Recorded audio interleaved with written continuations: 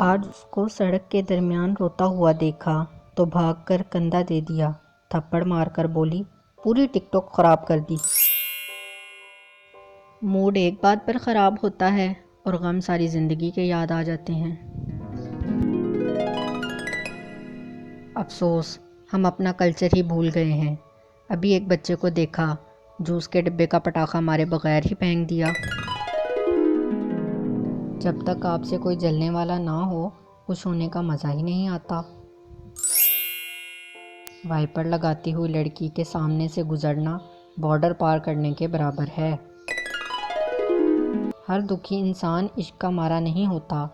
हो सकता है कोई उसकी चाय पी गया हो। जो रिश्तेदार ज़रा अमीर हो जाएं, फिर वो चिकन खाना छोड़ देते हैं और अक्सर कहते पाए जाते हैं, मुर्गी ते निरी बीमारी है। इतनी गर्मी में 3 वक्त चाय पीने वालों, तुम्हें वतन की फ़िज़ाएं सलाम कहती हैं।